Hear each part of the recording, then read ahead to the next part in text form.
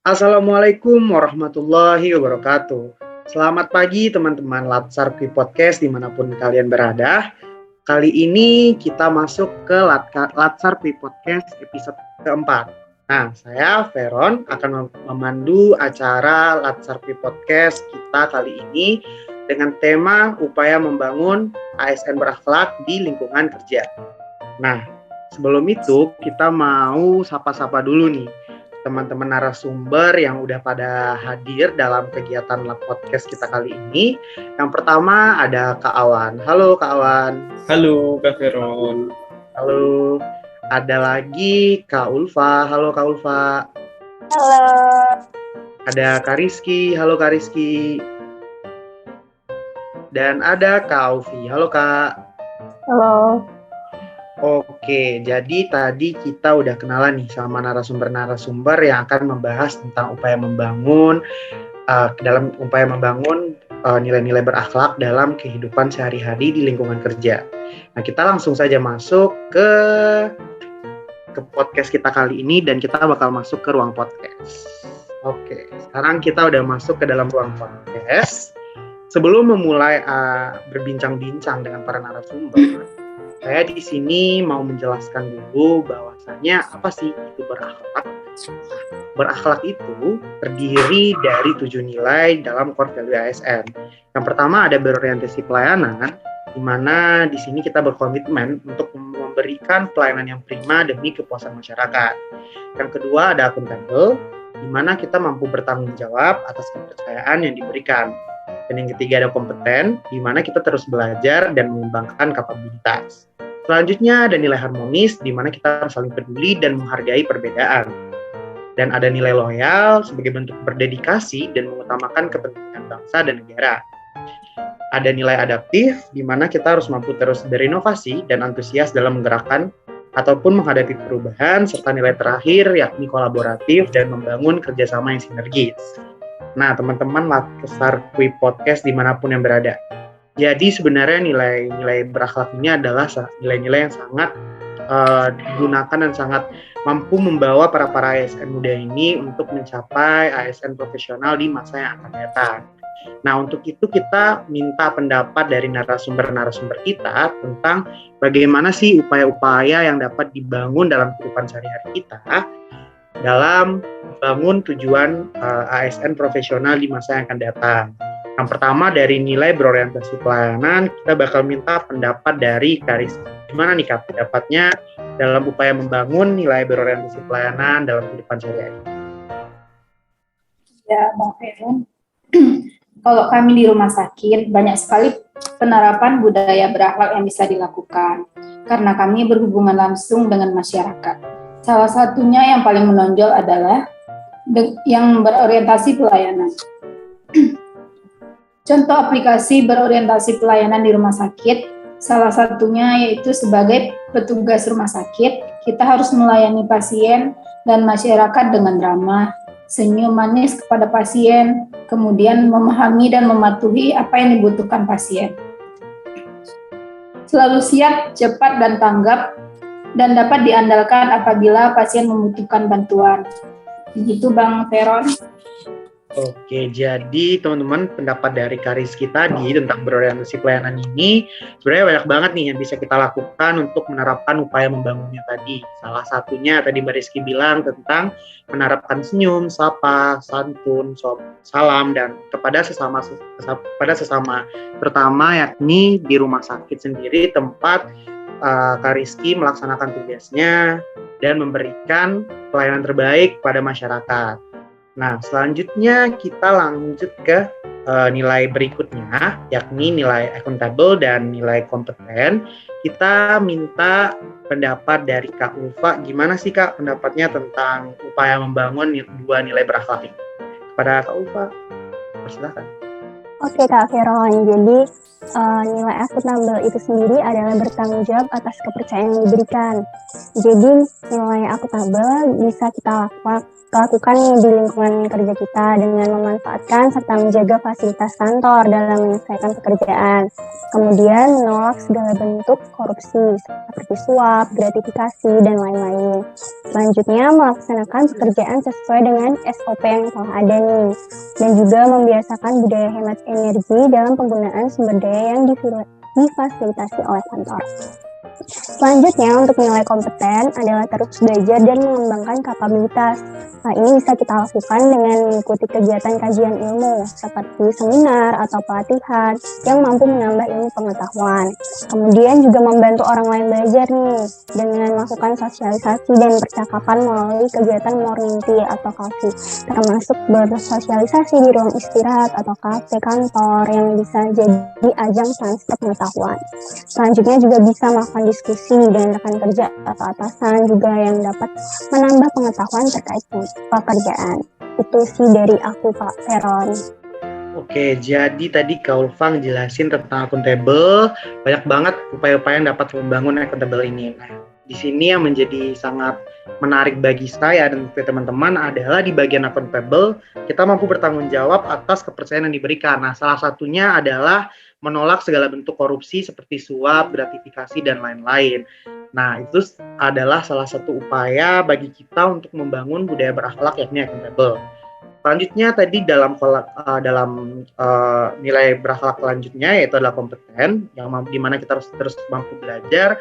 Kak Ulfa memberikan pendapat bahwasanya di sana kita harus mampu untuk melakukan berbagai pelatihan-pelatihan yang mampu meningkatkan kompetensi kita untuk jenjang ke berikutnya supaya kita memiliki nilai profesional yang lebih tinggi gitu. Nah, baiklah, itu pendapat dari Kak Ulfa dan Kak Rizky. Sebelumnya saya ucapkan terima kasih atas pendapat yang luar biasa yang telah diberikan. Selanjutnya kita masuk ke nilai berikutnya nih, yakni nilai harmonis dan nilai loyal yang bakal dijelaskan oleh Kak Awan. Pada Kak Awan, kita persilakan. Oke, baik. Terima kasih Kak Veron atas kesempatannya. Nah, jadi gimana sih teman-teman kita bangun nilai harmonis dan loyal ini di kantor gitu. Jadi harmonis kan kita saling peduli dan saling menghargai gitu akan perbedaan. Nah, jadi ketika kita di kantor, seberusaha mungkin kita bersikap netral gitu tanpa mendiskriminasi pihak manapun ketika kita melakukan pekerjaan. Nah, selain itu di kantor kita juga biasa, misal kita baru ngerjain sakip, RB atau ZI, kita tuh suka berdiskusi gitu, suka bertukar pikiran dengan pegawai-pegawai lain, terutama teman-teman yang udah senior gitu. Dan selain itu kita juga saling tolong-menolong tanpa memandang ras, suku, dan agama. Dan sebisa mungkin kita bangun gitu lingkungan kerja yang kondusif agar output yang kita inginkan itu dapat tercapai. Nah, habis itu terkait nilai loyal nih, kita tuh berusaha mungkin berdedikasi dan mengutamakan kepentingan bangsa dan negara.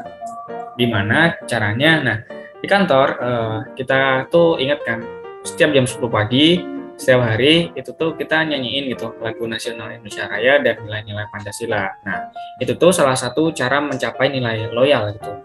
Dengan cara menginternalisasi nilai-nilai Pancasila di dalam kehidupan sehari-hari.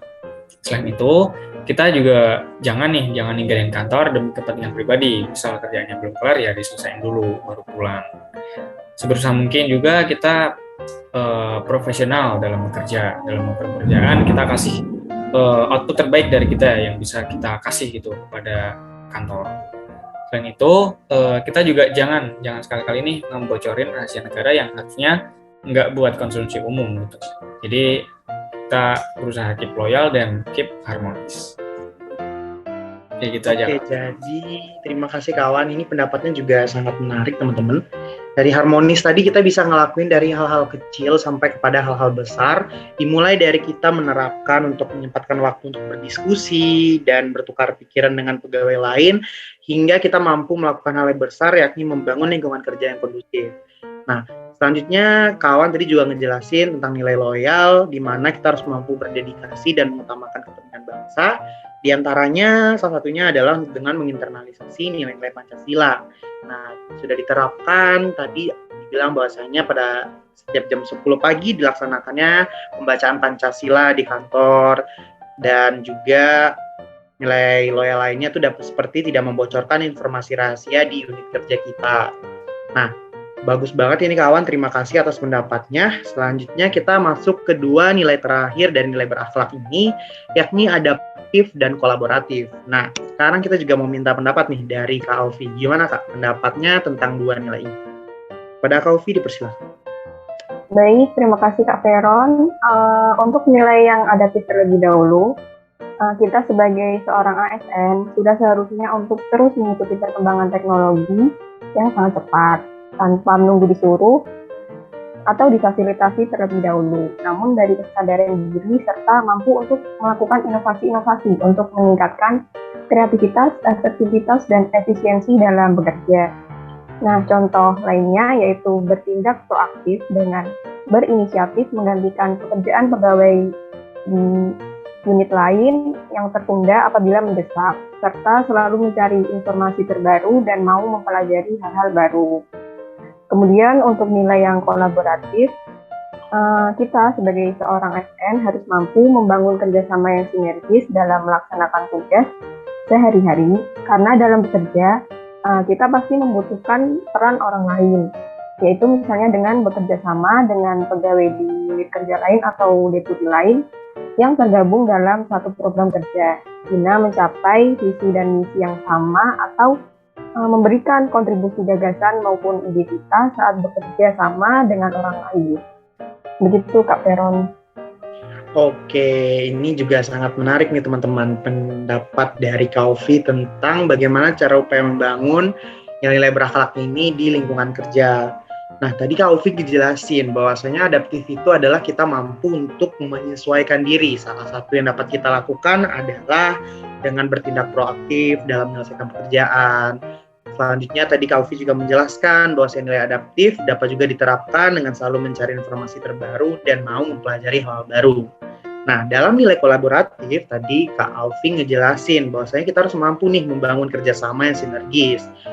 Hal upaya-upaya aja sih, apa aja sih yang bisa kita lakukan. Tadi Kak Aufi bilang bahwasanya kita harus mampu nih banyak melibatkan pihak-pihak lain, gak hanya dalam satu bagian, tapi bisa dengan unit-unit kerja lain, yang mana itu salah satu bisa untuk upaya membangun nilai kolaboratif tadi. Oke, ini sangat menarik Kak Aufi, terima kasih atas pendapatnya. Nah, teman-teman, tadi itu adalah pendapat-pendapat dari narasumber-narasumber kita tentang nilai-nilai berakhlak, mulai dari berorientasi pelayanan hingga kepada nilai kolaboratif. Nah, terakhir kata nih, saya ingin menyimpulkan teman-teman bagaimana podcast kita kali ini dengan kesimpulannya tentang ASN berakhlak di masa yang akan datang. Nah, jadi Kepala LAN di sini mengatakan oleh Bapak Adi Suryanto, mengatakan bahwasanya core value ini merupakan nilai-nilai dasar yang mesti dimiliki setiap ASN. Nah, jika dapat diaplikasikan dengan baik, maka tidak ada lagi ego sektoral dan silo mentality. Setiap instansi dapat saling berkolaborasi dalam menciptakan harmonisasi pelayanan publik yang lebih baik kepada masyarakat.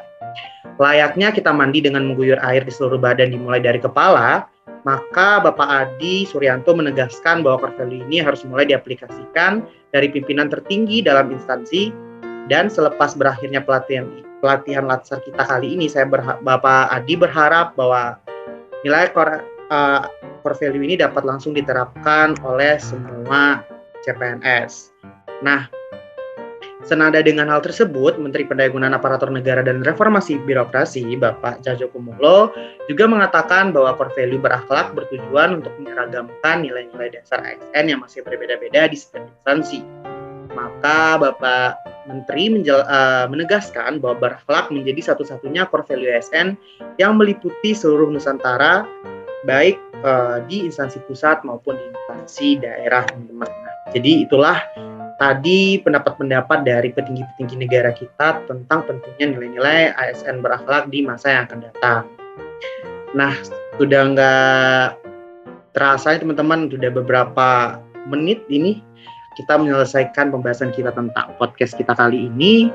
Untuk itu saya izin menutup podcast Latsar Podcast episode 4 kali ini tentang upaya membangun nilai-nilai berakhlak di masa yang akan datang. Maka daripada itu, jika teman-teman semua ingin mengajukan pertanyaan, silahkan untuk mengunjungi quipodcast.com.